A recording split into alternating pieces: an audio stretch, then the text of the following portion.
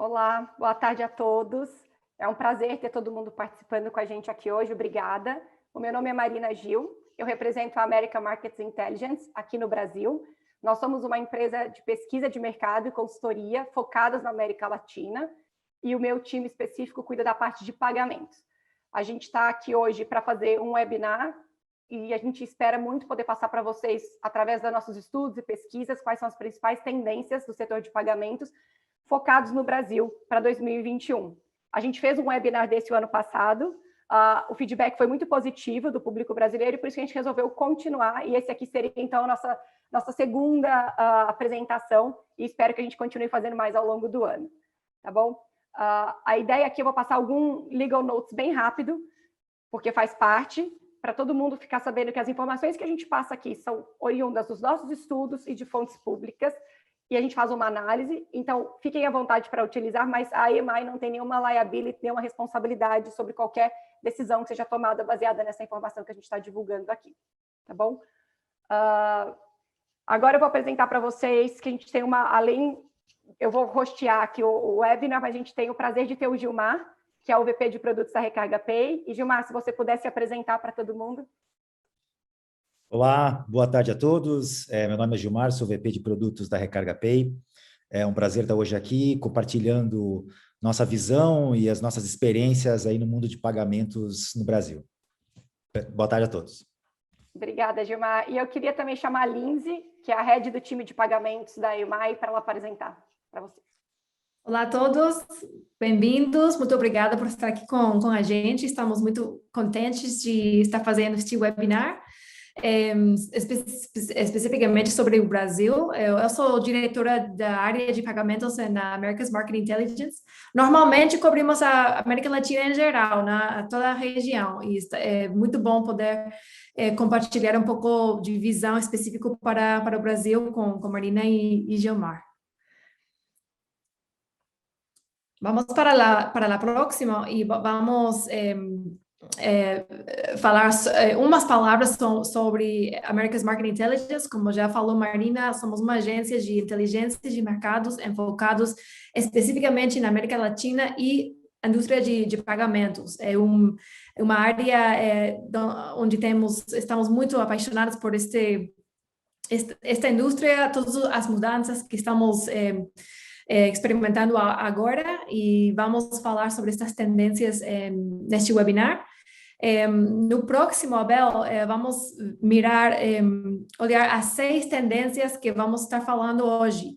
Obviamente, estamos num momento bastante único, bastante especial, com muitas mudanças. No último ano, não vou ler cada tendência, vocês vão escutar da parte da Marina e o Gilmar hoje, só para que saibam neste momento de que vamos falar hoje, e já deixo Marina continuar com a apresentação. Obrigada por estar aqui. Obrigada, Lindsay.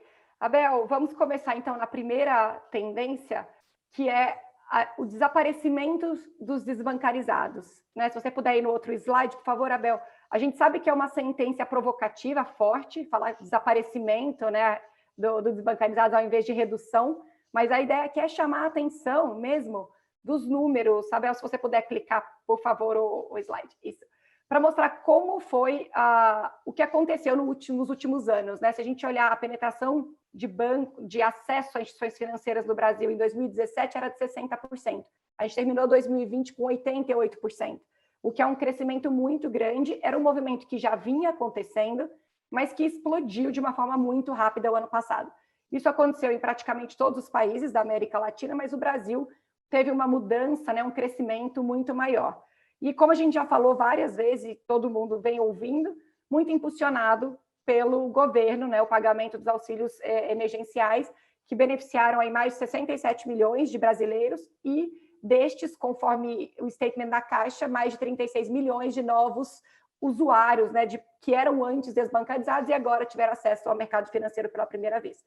Então, é um movimento muito rápido que, conforme a gente vê nos estudos, demoraria mais de 4, 5 anos para chegar no nível que a gente conseguiu em apenas um ano por causa da pandemia e de como foi tratado o tema. Abel, no próximo slide, a gente colocou aqui Como que a gente pode ganhar com esse movimento, né? E quais são as ações que a gente não pode fazer para perder? Então, o que é importante de todos os estudos que a gente viu? Os consumidores querem cada vez mais um processo digital, rápido, fácil e simples, que possa fazer reconhecimento facial, fazer um upload de documentação online, né? Aquela questão da jornada do cliente. Os novos entrantes do sistema não conhecem todas as opções que tem, eles estão de ajuda, de auxílio, e é muito importante cada uma das instituições conhecerem os seus clientes e fazerem as propostas e as ofertas que façam sentido para cada um deles. Então, o atendimento personalizado é uma coisa muito importante, educacional também, dependendo do nível que a pessoa está na escalada dela, né, na ascensão financeira. Outra coisa muito importante, atendimento ao consumidor. Apesar de termos toda a parte online, a gente vê ainda uma tendência, uma necessidade de um atendimento fácil e que resolva problemas, e não seja um bot simplesmente ali passando opções. Então, é importante ter essa interação. O consumidor ainda quer esse tipo de suporte fácil e pessoal que resolva, né? E a questão da juventude, que está chegando forte, né? Aí já uma geração muito digitalizada, com um perfil diferente e que a gente precisa, sim, de fazer um product offering ali focado para eles. É uma escalada diferente. E o que a gente entende que não são bons fatos para esse momento, né? Todas as instituições que continuam focando nos seus produtos e esquecem do cliente, né? Mais e mais, a gente está numa indústria que o cliente deve ser o centro, todo e qualquer departamento do cliente da empresa tem que focar no cliente para resolver os seus problemas, gerar inovação e para conseguir atender esse público, né? A questão de tudo que ainda precisa de um passo físico, ou seja, você ter que ir na agência, seja para desbloquear um cartão, seja para solicitar alguma coisa, também não é visto mais com bons olhos. A população acabou testando e gostando da conveniência do digital. E a parte que a gente sempre ouviu falar de taxas e burocracia, né? Acho que todo mundo prefere não ter o papel burocrático, aquela papelada toda, ter que assinar. Hoje em dia tem todas as opções. E a questão de taxas, que já vinha reduzindo, né? A gente já tinha os neobancos trazendo aí uma mentalidade diferente de não ter taxa, e com o Pix isso foi mais incentivado ainda. Então, nesse sentido aqui do que a gente viu da desbancarização e do movimento que a gente está tendo dos players aqui no Brasil, eu queria chamar o Gilmar para ouvir aqui de você. O que você viu aí na Recarga Pay? Qual que é o seu feeling, a sua percepção desse movimento e dessa frase que a gente fala da desbancarização um pouco forçada, né, pelo governo? Perfeito. Do nosso ponto de vista, o que a gente conseguiu observar desde do lançamento do auxílio emergencial foi quase que uma digitalização realmente forçada, porque o meio digital se tornou a maneira mais fácil e rápida de você poder acessar esse benefício, né? Então, desde o dia 1, a Recarga Pay tornou disponível o uso do cartão de débito da Caixa, que é o cartão que foi disponibilizado para a utilização desse dinheiro, tanto para fazer cash-in na nossa carteira, quanto já para usar para qualquer tipo de compra de produtos e serviços, né? Principalmente que a gente também oferece produtos e serviços essenciais que fazem parte do processo de quem tem esse benefício poder usufruir e fazer esse tipo de pagamento com a gente. A gente conseguiu observar realmente um crescimento muito grande de novos usuários, registrando muito dessa digitalização forçada, e entendendo que essas pessoas têm agora uma nova maneira de poder utilizar, talvez de maneira forçada, novos sistemas de pagamento que antes eles nem pensavam que teriam que utilizar, né? Então, acho que de uma maneira geral foi um movimento extremamente positivo, de adoção de tecnologia, de impulsionamento desse uso desse auxílio emergencial entre a Recarga Pay e qualquer outra fintech que faz parte aí do sistema financeiro. E, Gilmar, uma coisa... Pois não. Desculpa, uma coisa que eu acho importante você mencionar, que a gente sabe que vocês fizeram muito o papel educativo para ensinar o cliente de vocês de como utilizar. Se você puder contar um pouquinho, é um movimento da indústria como um todo. Não, acho que estão duas coisas que você mencionou muito bem ali, né? Ter o processo de onboarding mais ágil e rápido possível. Não adianta a gente forçar um usuário a entrar no mundo digital e ser algo realmente muito painful, muito dolorido, né? Tem que ser algo realmente rápido e indolor. A gente também se preocupou em não taxar esse benefício. Então, dado toda a comoção do processo da pandemia, de ser um auxílio emergencial, a Recarga Pay nunca cobrou nenhum tipo de taxa em relação a esse benefício, para permitir realmente que o usuário pudesse vir para cá e usufruir maximizar esse benefício que ele tem, que a gente sabe que é pouco e é essencial, né? E no processo de onboarding, a gente também tem o cuidado de colocar na frente do usuário as necessidades de know your customer, etc., no momento que elas se tornam pertinentes, né? E não apenas no momento de entrada do aplicativo. Então, a gente também ajuda o usuário a experimentar o aplicativo nos momentos realmente que ele vai ter algum tipo de mecanismo de pagamento. Aí sim, a gente expõe ele a reconhecimento facial, a envio de documentos, aquilo que realmente é importante dentro da legislação brasileira.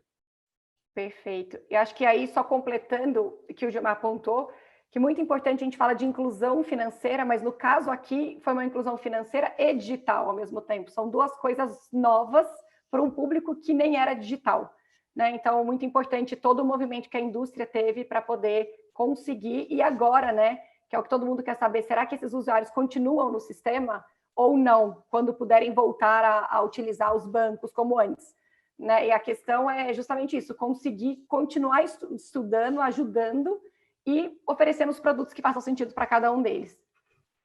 Abel, se você puder ir na segunda tendência, para a gente passar aqui, que acho que é a tendência do momento no Brasil, que é o aparecimento aqui dos pagamentos instantâneos, né? Que a tendência é ele substituir o dinheiro em espécie, né? Acho que aqui o que chama muita atenção é o Pix, quão rápido foi a adoção do Pix, e continua crescendo em taxas muito rápidas, né? O Pix foi lançado em novembro do ano passado, a gente já tem hoje, aqui 6 meses depois, 230 milhões de chaves, que são os apelidos para poder usar a conta e fazer as transferências, e 87 milhões de registros, que quer dizer de usuários.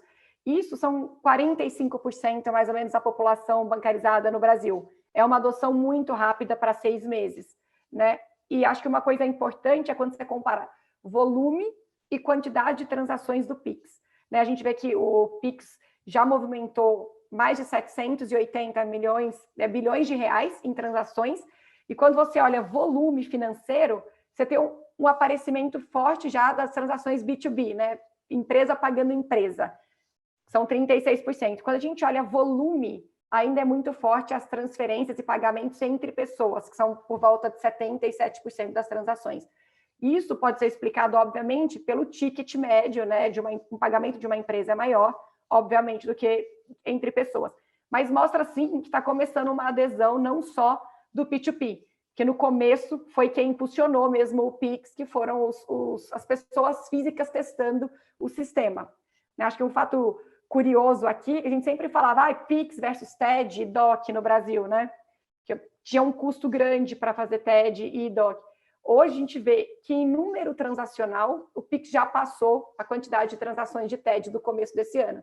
Mas, de novo, se a gente vai para volume, TED tem limites maiores, é mais fácil para as empresas ainda que não são adequadas ao Pix, então você vê que em volume TED continua sendo na ordem de trilhões, enquanto o Pix está ali nos seus bilhões. Eu acho que é uma diferença que a gente tem que mencionar. Abel, se você for no outro slide, por favor, a gente vê aqui que é uma pergunta que a gente sempre fala, todo mundo fala do Pix substituindo boletos por e-commerce. O Pix sendo uma forma de pagamento adicional para quem não tem acesso ao crédito, né? Mas como é que fica ali na hora de pagar uma compra, né? O Pix versus os POS, que são as maquininhas de cartões, seja débito ou seja crédito. A gente sabe que é muito mais conhecido os mecanismos antifraude, de disputa, de reembolso, em um caso de uma disputa comercial para cartão de crédito. O Pix ainda está começando a discutir como eles vão fazer isso, e muito pela característica do instantâneo, isso fica mais complicado, né? Uma vez que o recurso o recurso já saiu da conta da pessoa. E aí, o mais interessante aqui é que a gente vê algumas empresas do mundo físico, digamos que você passa, né, o cartão ali, como essa operadora, essa empresa de compartilhada, né, de transporte compartilhado, que as frequências no país que a gente conversou, e que eles falam, por enquanto eu vou esperar, ver o que vai acontecer. As pessoas estão felizes usando crédito e débito. Mas, por outro lado, nas últimas 2 semanas, a gente viu os players importantes do mundo online, como o Mercado Pago, o próprio iFood, trazendo aí o Pix como uma opção de pagamento, né? Então, a pergunta aqui, Gilmar, para você, é para trazer a sua experiência. O que você vê na sua base de lojistas? Por que o Pix ainda não decolou 100% para lojistas, enquanto a gente vê cartões uma coisa mais, que eles são mais acostumados? É taxa, experiência? O que você acha? Com certeza, o que determina muito a adoção, e essa adoção rápida que a gente teve do Pix, né? E aí, separando essa análise do uso do Pix entre pessoas e entre negócios, no mundo entre pessoas, principalmente, existe o benefício que não existe nenhuma taxa e não se deve taxar uma transação de peer-to-peer entre pessoas. Então, isso já promove uma corrida atrás de um benefício de não ter mais uma taxa que eu tinha, além da experiência de uso, que é o movimento instantâneo. Apenas para citar, de acordo com o slide anterior de comparação com o TED, DOC, etc., hoje o Pix na Recarga Pay já representa aí 75% aproximadamente de todo o mecanismo de cash-in dentro da nossa wallet. Né? Isso, numa tendência de praticamente 3, 4 meses, já chegou a esse percentual. Então, realmente, dado o benefício financeiro e a experiência de uso, né, por não ter toda a dor de cabeça que uma TED pode ter, um DOC pode ter, realmente a adoção foi muito rápida. Quando a gente entra aqui no mundo de POS, né, um mundo até um pouquinho físico em relação às possibilidades de pagamento, acho que tem, primeira consideração, é lembrar que o Pix, neste momento, hoje, até onde ele foi desenvolvido, é uma solução de pagamento imediata. Imediata significa, eu preciso ter o dinheiro disponível para poder fazer essa compra. Né? Quando que o POS, se a gente colocar o volume de transações de débito, que seria a mesma coisa que o Pix, e o volume de transações de crédito, o crédito sim, que é o que move a economia, é um volume muito maior, e esse mecanismo o Pix hoje não atingiu. Né? Então, todo esse mecanismo de pagamento com a carteira com o cartão de crédito continua preservado. Né? No roadmap do Pix, a gente sabe que existe uma previsão aí para 2022, ter uma função de crédito somada ao mecanismo de Pix já de uma forma natural pelo próprio Banco Central.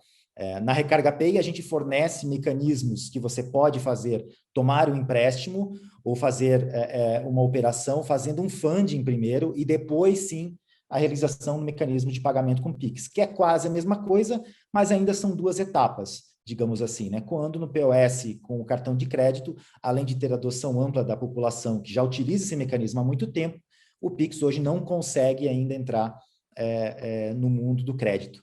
Por isso que essa barreira se faz existente até hoje. Mas, para um pagamento a boleto, um pagamento para quem faria com débito, com certeza se torna algo muito mais atrativo, também para o lado dos lojistas, né? Principalmente lojistas mais estruturados que hoje pagam taxas para receber os seus pagamentos em cartão de débito, receber com Pix é tão interessante quanto o boleto, pelo benefício financeiro, porque é mais barato do que pagar uma taxa para algum adquirente, e ao mesmo tempo eu recebo instantaneamente, não tenho problema de reserva de estoque, eu consigo realmente ter certeza que eu recebi o dinheiro e posso entregar o produto.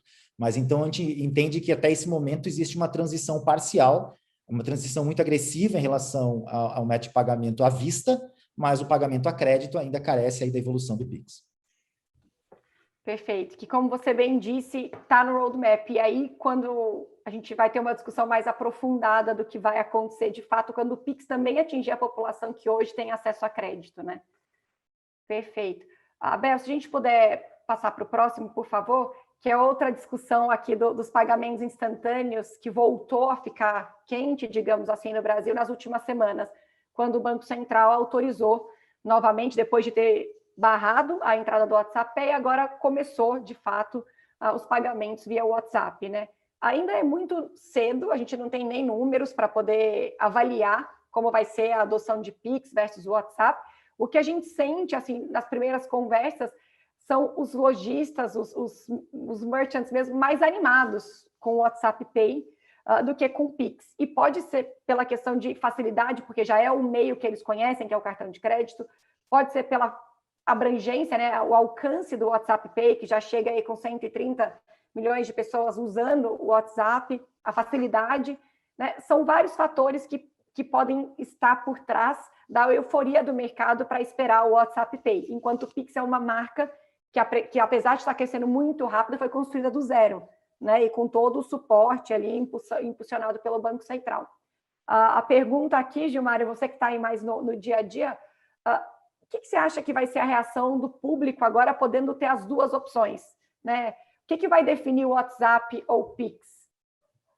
Eu acho que a gente vai voltar novamente para os benefícios financeiros e experiência de uso, né? Então, o que tange a experiência de uso, não dá nem para questionar o quanto que é difundido o WhatsApp no mercado, todo mundo sabe usar, já está acostumado a utilizar, mas é uma função a mais, né? E neste momento também é importante ter cautela que o arranjo pelo qual o WhatsApp está trabalhando só permite também cartões de débito.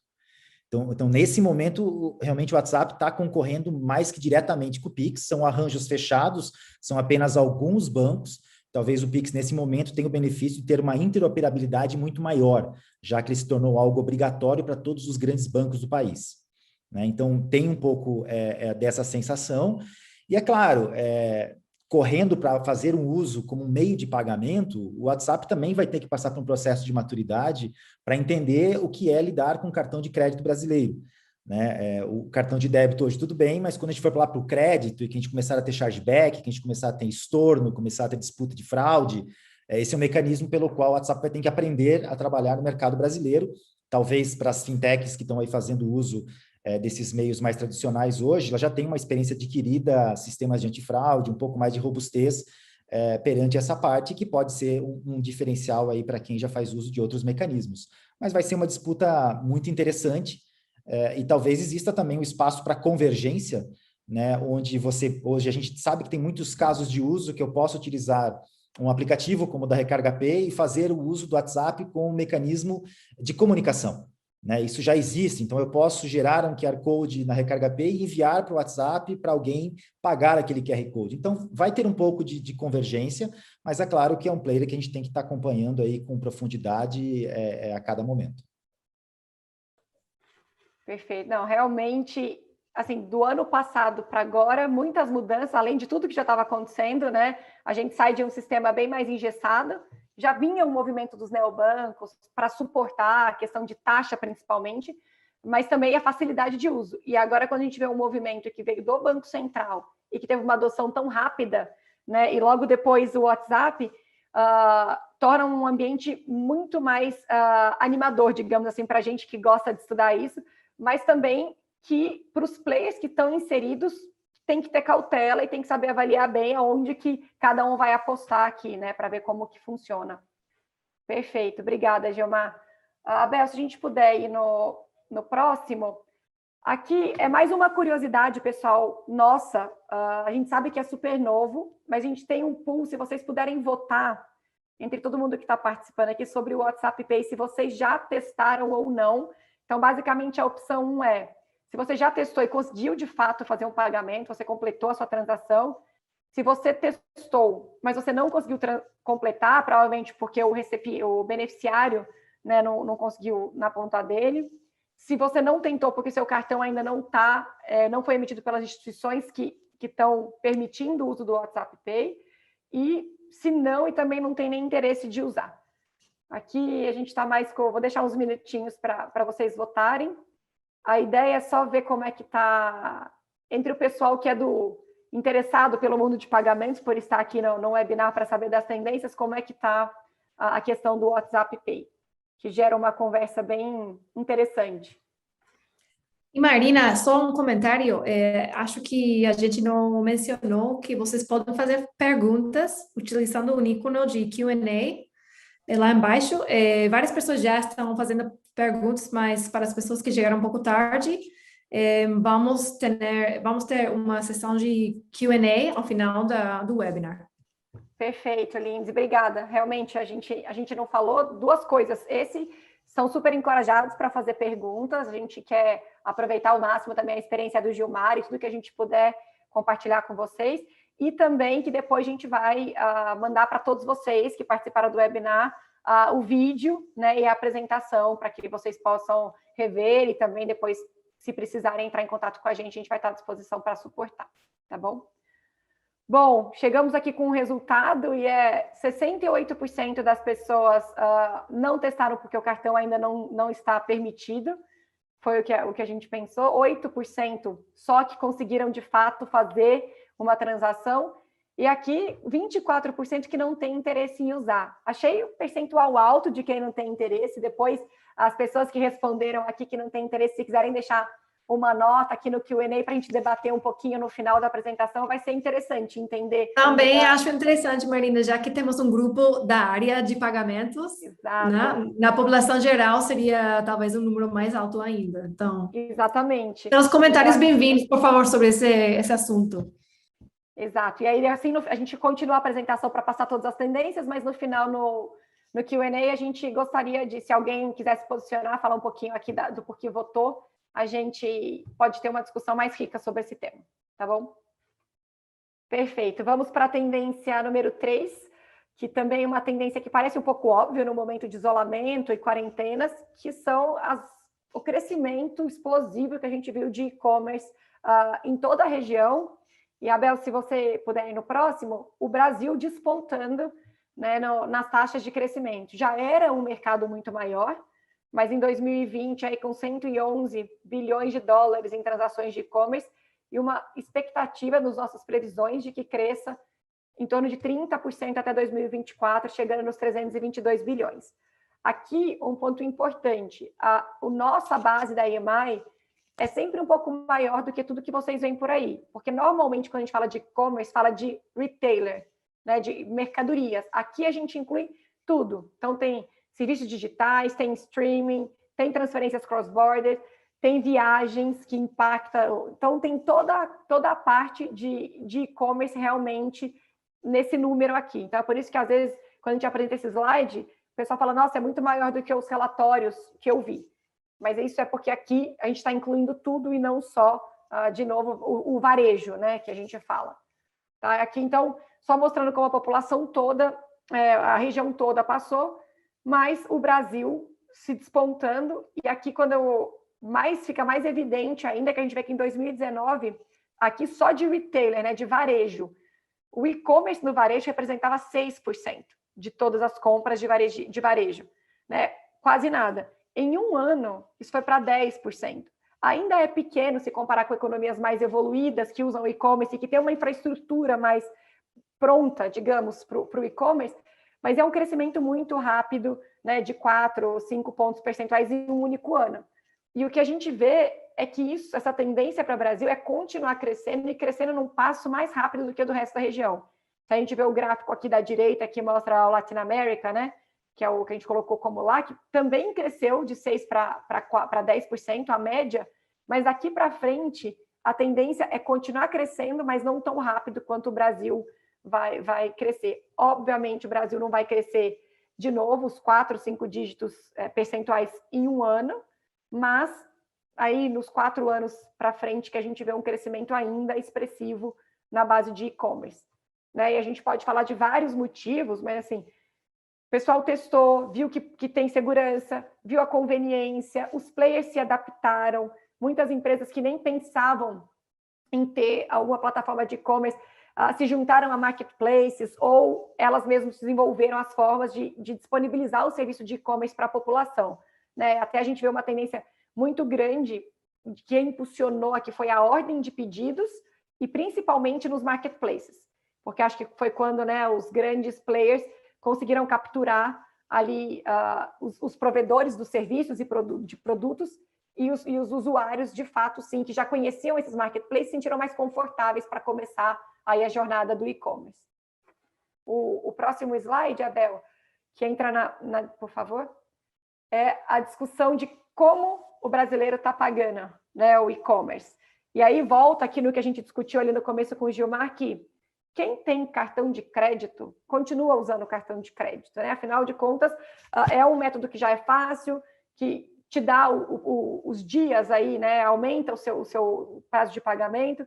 Então, isso é uma coisa que continua importante. Mas o que a gente vê daqui, né, de 2020 para 2024, é uma mudança na fatia de quem não tem acesso a crédito. E é importante, porque tem uma grande parte da população brasileira ainda não tem acesso a crédito. Então, essa população é que a gente vê as maiores mudanças, que é o boleto reduzindo, né, o pagamento via wallets crescendo, e aqui as transferências, que incluem o Pix, também crescendo. Aqui é importante falar, é uma taxa de crescimento alta, né? Se você pensar transferências crescendo 57%, wallets 38%, porque o que todo mundo está apostando agora é a tendência que a gente falou, do Pix vir substituir o boleto, tornar uma experiência mais fácil, e essa conversa vai ficar ainda mais interessante. Provavelmente a gente pode ver uma mudança nessa torta, digamos, aqui do meio de pagamento, quando o Pix também começar a aceitar o crédito, né? O Pix crédito vier aí, que aí sim ele também pode ser um competidor para quem tem cartão de crédito, para ver como que vai funcionar. Se a gente passar para o próximo, Abel, que eu quero perguntar aqui para o Gilmar, desculpa, eu quero perguntar para o Gilmar ainda naquele dos pagamentos, que é o que você viu aí na... If you could turn back, Abel, to the prior one, it would be good. Thank you. E Gilmar, se você puder comentar aqui dos meios de pagamentos para e-commerce, o que vocês viram dessa movimentação? Qual que é a percepção que você tem aí, né, como responsável por produtos? Como que vocês podem suportar a população? O que o Pix vem realmente forte? Você já está vendo a adesão do Pix na sua base de lojistas? Como que está essa movimentação? Aqui talvez, né, a comparação mais clara é do uso do Pix no carrinho de compras, né? Do nosso lado, a gente vê esse crescimento que você botou aí da wallet. Na verdade, por trás da wallet está exatamente o cash-in via Pix, né? Então, esse crescimento, o Pix não aparece ali ainda, talvez tão como um meio em si, mas sim aparece como uma ferramenta de funding para a wallet, né? Em muitos mecanismos, a própria Recarga Pay, nós temos descontos para pagamentos com wallet. Então, se o usuário tiver a capacidade financeira e a disponibilidade de dinheiro, ele consegue fazer esse funding e consegue ter o benefício de algum desconto para pagamento via wallet. Por quê? Porque para todo mundo que é o operador, que é a instituição de pagamento, é uma transação mais barata, né? Porque exatamente, novamente, nós não temos os intermediadores pelo qual exatamente o Pix trabalha em ser um mecanismo mais barato, mais democrático. Então, a gente repara, sim, dentro do nosso comportamento de usuários, um incentivo maior ao uso de pagamentos via wallet, preponderado pelo uso do Pix como ferramenta de funding. Perfeito. E acho que aqui, pegando um gancho, eu vi que tem uma pergunta bem falando isso, sobre o Pix, depois a gente pode falar mais, mas se a gente tem espaço para ver uma diferença de preços aí, devido à forma de pagamento. Uma coisa que a gente tinha visto lá atrás e que pode ser que aconteça agora justamente pelos arranjos, né? Perfeito. Eu acho que... o boleto, muitas vezes na internet, nos e-commerce, a gente via, né? Pague via cartão de crédito ou boleto com 10% de desconto, com 5% de desconto. Ou a gente está acostumado no comércio brasileiro, quanto que é o preço desse produto? É 100. Mas é pagamento no crédito ou no débito? Consigo te dar um desconto se for no débito, consigo te dar um desconto maior se for em dinheiro espécie. Né? Então, esse desconto maior, né, o Pix começa a se equiparar com o dinheiro, que é exatamente o grande propósito de substituição. Então, a gente entende que tem espaço, sim, para os merchants terem algum tipo de benefício no pagamento para recebimento desse valor à vista, antecipado e com menos intermediadores. É claro que o movimento, neste momento, é do início da adoção como meio de pagamento no e-commerce. Tem a desconfiança, tem o entendimento, tem a maturidade que vai ser procurada, mas atingindo um nível aí de contentamento pelos merchants, é muito natural que aconteça esses descontos igual acontecem, por exemplo, com o boleto. Perfeito. Vamos então agora, desculpa que eu pedi para a Abel passar antes, Abel, o próximo slide para a tendência 4, que sim, a gente viu o crescimento, né, do uso dos cartões sem contato, por aproximação. E no próximo, Abel, aqui a ideia é mostrar como que ele cresceu na região. Eu acho que é importante mencionar o Chile, que é um país que já tem uma adesão forte, né, no uso de cartão por aproximação, que vem liderando. O Brasil tinha uma base muito pequena, e a gente vê aqui que cresceu 200%, né? Mas a base também era muito insignificante, então qualquer crescimento se torna maior. Mas sim, de qualquer forma, é uma nova tecnologia que começa a aparecer, né? Acho que a gente vê numa pesquisa que a gente fez que 40% do pessoal que tem cartão de débito, 40% tem sem contato, né? E 29% dos de crédito. Se você passar para a próxima, por favor, Abel, a gente tem aqui um dado importante, que é, assim, o que aconteceu, né?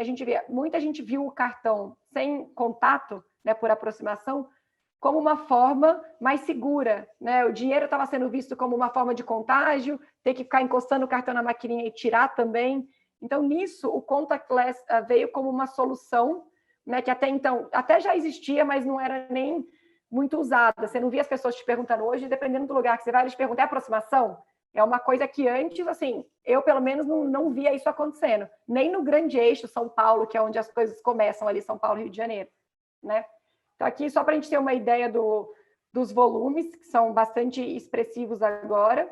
e a dominância do Chile, né, que é um país que já era muito mais bancarizado da região e que tinha adoção aqui dos cartões sem contatos. Se você puder passar, Abel, por favor.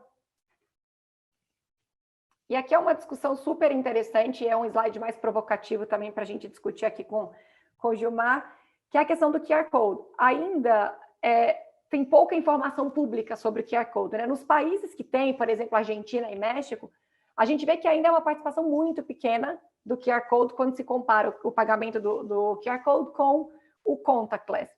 Mas acho que a figura para o Brasil tende a ser um pouco diferente, né? A gente viu aí durante a pandemia vários players realmente tentando popularizar, mostrar, instruir sobre o que é o QR Code, e acho que aconteceu de uma forma, né, a gente via isso em todas as lives, em concertos, a gente via um movimento muito mais forte do que até então muita gente não sabia nem o que era, e agora o Pix, que vem aí com um QR Code que é interoperável, que pode ser usado, né, mais amplamente, ainda em construção, mas isso pode mudar um pouco aqui, trazer o Brasil para uma caixinha um pouco diferente comparado com a região onde o QR Code tende a ser mais usado do que os cartões por aproximação. O que você me diz, Gilmar, dessa tendência, dessa movimentação de QR Code? Vai ter aí no Pix podendo sacar com QR Code em lojista, provavelmente? Qual que é a visão e como é que vocês veem essa tendência para o Brasil? Perfeito. Eu acho que nós estamos no momento, primeiro, de passar um pouco da confusão que a gente teve com muitos padrões de QR Code proprietários. Então, cada eixo levantava o seu padrão e queria que seu padrão dominasse o mercado.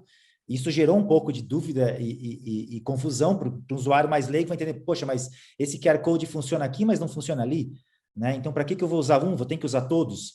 Então, isso gerava uma certa confusão. Agora, com a interoperabilidade do QR Code promovido pelo Banco Central, vamos ter uma fase de maturidade para isso realmente crescer e despontar.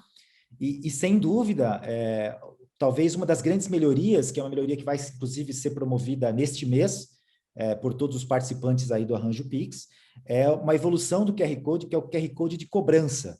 Então, desde o lançamento do Pix, que foi em novembro do ano passado, agora em maio, é que nós temos o lançamento de uma segunda versão do QR Code, que terá todas as funcionalidades de um boleto convencional. Então, para quem gostaria de substituir o seu boleto, porque o boleto tem um tempo de compensação, né, de um dia, e querer usar um QR Code Pix para o seu produto, seu serviço, estava muito difícil até esse momento. Né? A gente está falando de um QR Code que não tinha o quê? E vai ter o quê? Taxas, multa, desconto, que é o que um boleto tradicional tem. Né? Então, agora, a partir desse momento, que a gente vai começar a ver uma outra tendência do QR Code promovida por essa equiparidade de funcionalidades com o boleto.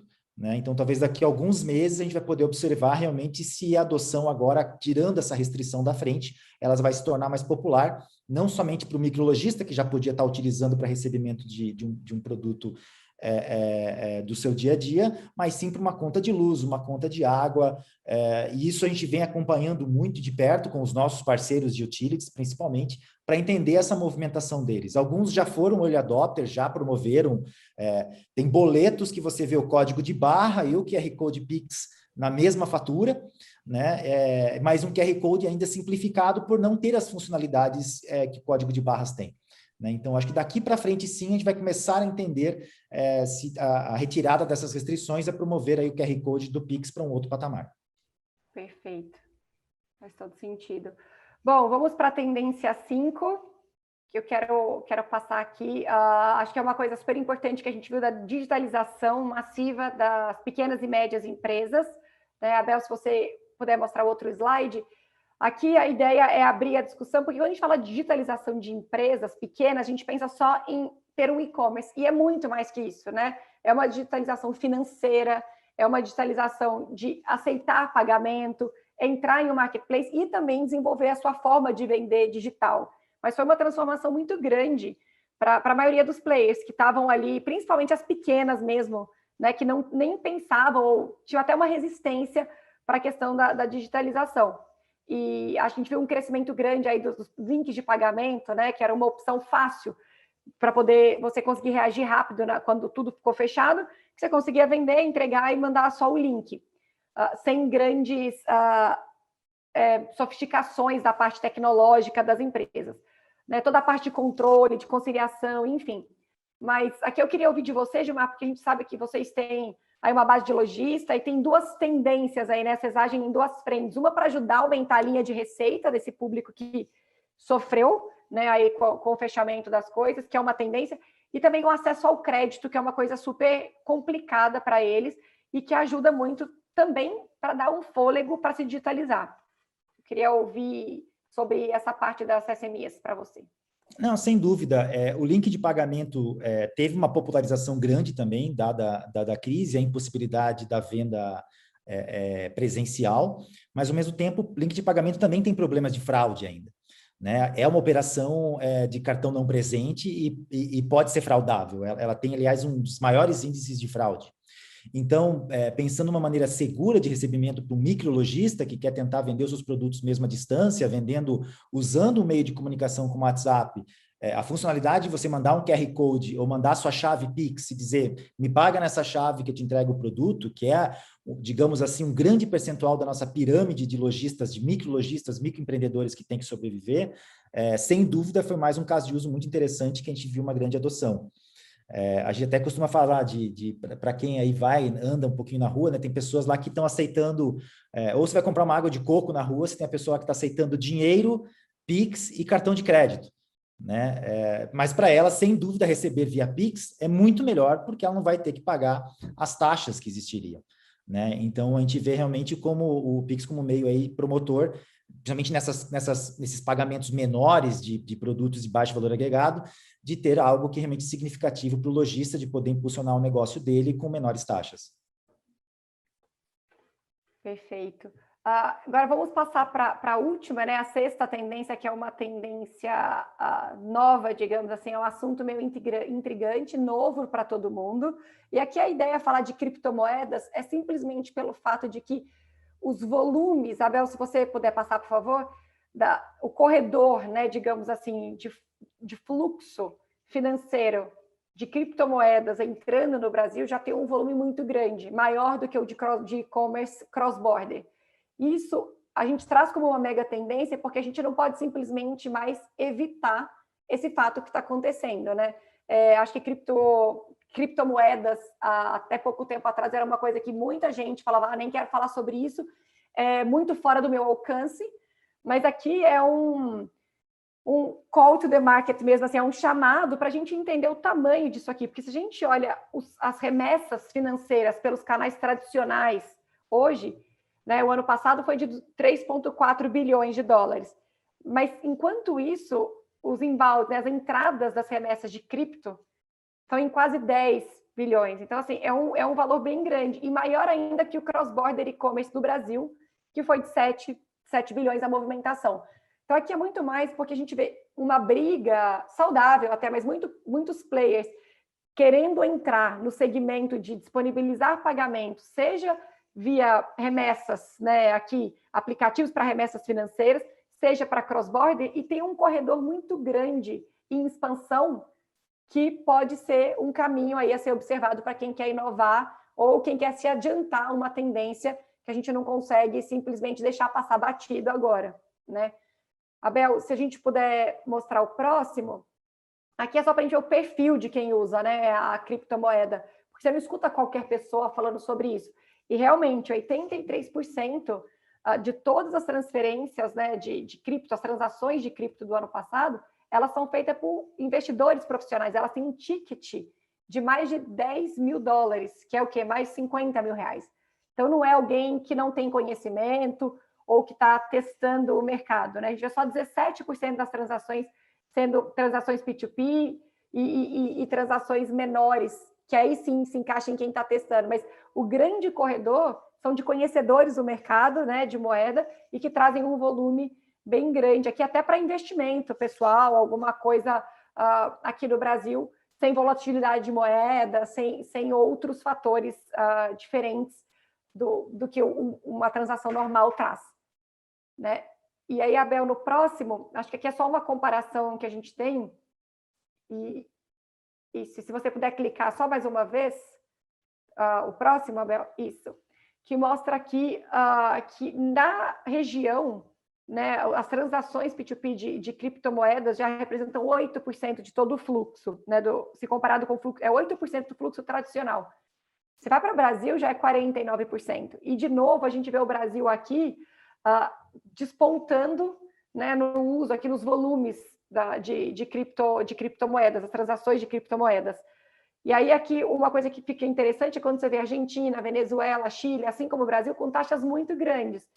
E aqui pode ser explicado, né, que é um dos assumptions que a gente tem, de que são segmentos que são mais underserved para remessas. Né? Tem uma inflação muito grande, países como Venezuela, Argentina, ficar numa transferência cross-border com os pesos, por exemplo, na Argentina e dólar, é uma coisa que traz uma volatilidade muito grande para os investidores, que a cripto ajuda. Então, é um corredor que faz sentido para quem está lá fora e quer investir, né, e fazer alguma transferência para esses países. Tá? E no próximo, Abel, só para a gente finalizar aqui a questão da cripto, podemos passar mais um, por favor? Que é a ideia da gente mostrar essa tendência. Aqui eu nem vou pedir para o Abel, para o Gilmar participar, porque é uma tendência nova, é uma coisa que não é, né, das fintechs aqui ainda, mas no próximo slide a gente tem aqui só uma lista dos principais players desse segmento, né? A Binance, que é uma das mais conhecidas, aqui no Brasil, que a gente tem a Buda.com, Mercado Bitcoin, que estão crescendo, né? Só para a gente... A ideia aqui é mostrar para vocês os nomes, porque provavelmente tem pessoas aqui na audiência que também não está inserida nesse mercado, mas um alerta de uma tendência que está acontecendo e que vem forte, pelo que a gente tem acompanhado nas conversas. Tá bom? A ideia era a gente apresentar essas 6 tendências. Eu gostaria a gente passar para o próximo, Abel. Abrir aqui, a gente ainda tem alguns minutinhos, eu não quero passar muito do horário, que é super... agradecer vocês por ter, né, despedido essa 1 hora aí para passar com a gente. Mas a ideia é abrir aqui para perguntas, a gente viu que tem algumas no Q&A, e também deixar os nossos contatos, caso vocês tenham alguma outra... Pense mais para frente, veja o vídeo, tem alguma dúvida, a gente está mais que à disposição para suportar e aumentar o nosso engajamento com todos vocês. Lindsay, você quer começar com alguma das perguntas, por favor? Sim, Marina, obrigada Gilmar e todos por estar enviando suas perguntas. Gilmar, uma pergunta específica para vocês em Recarga Pay. Já falamos sobre a inclusão financeira e os novos usuários, não, na economia digital. E agora, este ano, a dúvida que temos é se essas novas pessoas realmente vão ficar no ecossistema digital ou vão retornar a uma vida pagando em dinheiro. Então, queria perguntar para você quais são os features e capabilities que vocês estão observando que são adotados maiormente pelos subbancarizados e novos usuários que são mais importantes para reter essas pessoas dentro do ecossistema. É uma confusão, às vezes, que a gente tem de falar de desbancarizados ou falar dos underserved, né? Das pessoas que estão servidas de uma baixa qualidade. É muito difícil imaginar uma conversão muito alta de pessoas que têm um distanciamento digital e que foram forçadas em determinado momento a continuarem. É claro que, do lado positivo, isso vai acelerar a transição digital de uma maneira sempre positiva. Mas tem muita gente que só vai fazer uso desse momento porque está muito distante da realidade. A gente vê muitas pessoas pediram para parentes mais jovens fazerem o uso do auxílio emergencial em aplicativos de fintechs, porque elas em si não tinham condições de fazer isso. Esse gap cultural, a gente não vai vencer, mas acelera e vai fazer com que pessoas, inclusive mais jovens, ajudando pessoas mais velhas, vão ser incluídas nesse processo. E, de uma maneira geral, a facilidade de uso, a experiência aliada aí com uma excelente área de Customer Experience, são os diferenciais para que essa pessoa entenda que essa primeira experiência tenha sido interessante e que tenha a capacidade de retê-la nesse contexto, aliado aos produtos e serviços que você está oferecendo, né? Então, quando eu faço um comparativo com a Recarga Pay e penso em pagamento de contas essenciais e, ao mesmo tempo, produtos como um Vale Gás, né? E por um preço mais barato do que ele está acostumado a usar. Então, de repente, nessa experiência que ele tem na Recarga Pay, ao encontrar esses produtos e serviços por um preço interessante, com uma facilidade de uso, com um customer experience interessante, a gente vai conseguir retê-lo aqui, né? Mas tudo isso é uma conjunção de fatores para a gente conseguir reter esse novo usuário. E customer experience, Gilmar, quais são os ingredientes necessários para customer experience? Uau! Novamente, obviamente, não sabemos, não, mas especificamente quero saber qual a receita para essas pessoas novas. Sim, acho que é a maneira como você faz, né? Talvez aqui no Brasil, a tropicalização da sua comunicação com o seu cliente, aliado ao tempo de resposta, né? Então, sempre tentando servir da melhor maneira possível, que a gente fala aqui com o jeitinho e o carinho brasileiro nesse atendimento, para que realmente o usuário se sinta acolhido e queira viver essa experiência nesse aplicativo por mais tempo. Ok, ótimo, obrigada. Perfeita. Eu acho que tem uma pergunta aqui que era muito nesse sentido, você já falou, Gilmar, mas se você quiser só reforçar, que é sobre a questão de que a digitalização foi forçada, né, esse meio digital, pela pandemia, mas e a questão de ativação? Aumentou muito o número de downloads, mas e a questão de ativação e a rentabilização da base, né? O que vocês estão vendo? Só para focar aqui e terminar esse ponto, que tem uma pergunta sobre isso. Não, a gente vê um resultado no bottom line muito interessante e positivo. Fato, eu não consigo aqui abrir exatamente qual é o percentual de conversão, mas sim foi positivo, temos novos usuários engajados que vieram através dessa experiência, seja a gente ou qualquer outro competidor. Então, novamente, de uma linha geral para o mercado, foi extremamente positivo. Perfeito. E aqui eu vou passar para uma outra pergunta que é um tema diferente, que inclusive era uma das tendências que a gente estava apresentando até pouco tempo, que é a questão do Business as a Service, né? Que tem uma pergunta de como é que a gente vê esse movimento, né, no Brasil, de as empresas que são fora do segmento financeiro estão disputando esse espaço de Banking as a Service, desculpa. O que você me diz? Eu acho que o segmento de Banking as a Service são os grandes aliados de todas as fintechs que querem acelerar os seus negócios. Então, existe muito espaço, porque muita gente quer entrar no segmento de tecnologia financeira, de ser uma instituição de pagamento, e todo mundo que provém um serviço aí de Banking as a Service acelera todo o mercado em si, né? Às vezes, para você conseguir ter o nível de adequação legal, compliance e o investimento necessário para ter uma funcionalidade no seu aplicativo, demoraria anos, sendo que você pode, antes, experimentar isso utilizando um parceiro com o Banking as a Services e entendendo se aquilo tem um fit realmente razoável para valer a pena você no futuro, crescendo, se adequando de maneira isolada ou até mesmo continuando com o seu parceiro na sua jornada com o aplicativo.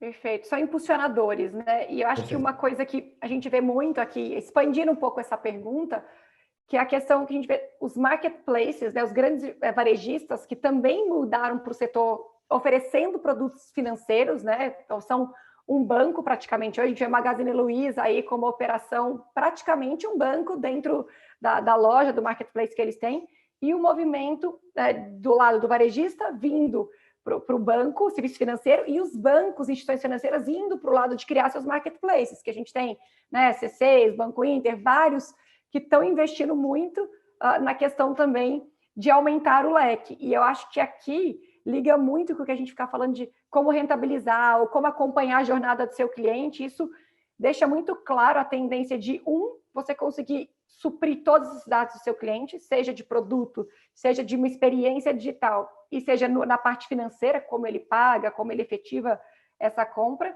E os bancos e instituições que estavam só na ponta final também viram essa oportunidade como uma linha de receita, né? Justamente assim, oferecer uma conta digital, que é o que todo mundo fala, onde que rentabiliza, sem nenhuma taxa, sem nenhuma tarifa, é uma coisa que todo mundo já fez.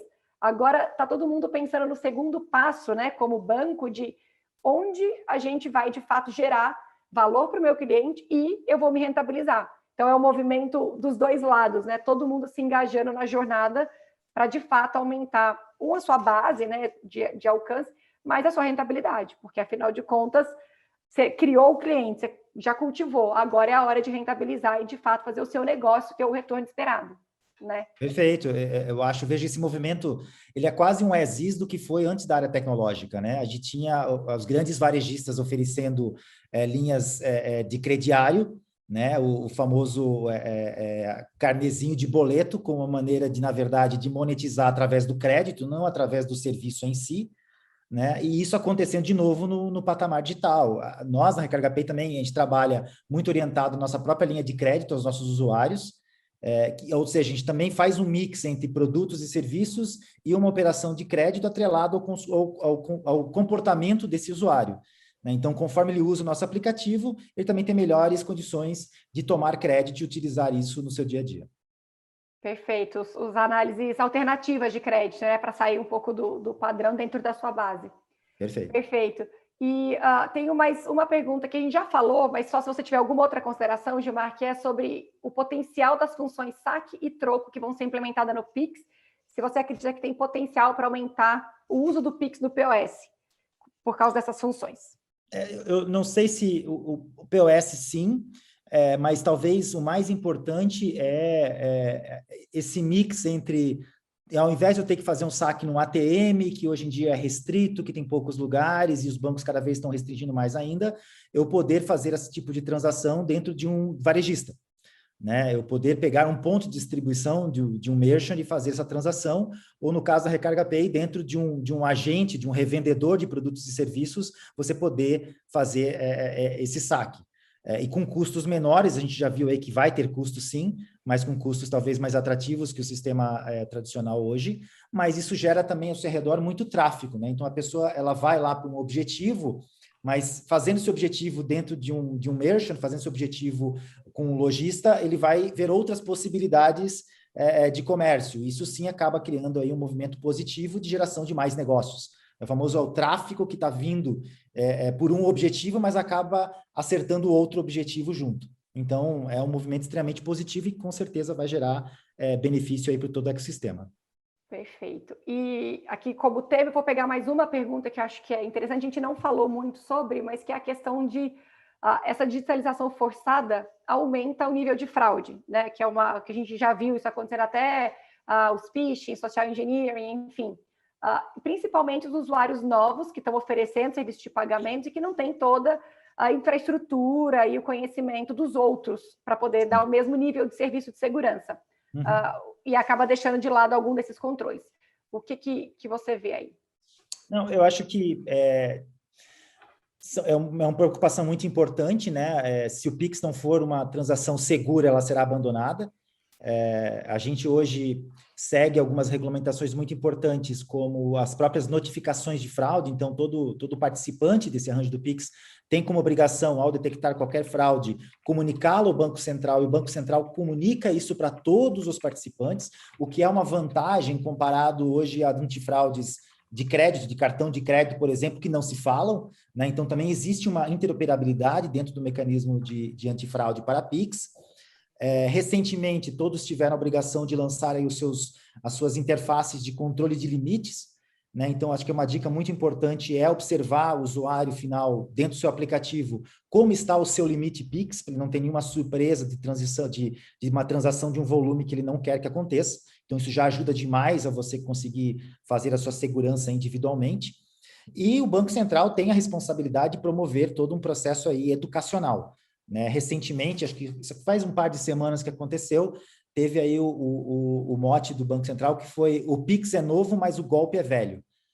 E todos os PSPs, todas as instituições de pagamento do arranjo participaram em conjunto, então a gente repostou isso nas nossas redes sociais, nos nossos newsletters, e isso é uma responsabilidade social que todos têm a obrigação de continuar fazendo em parceria com o Banco Central, nessa contínua educação do povo.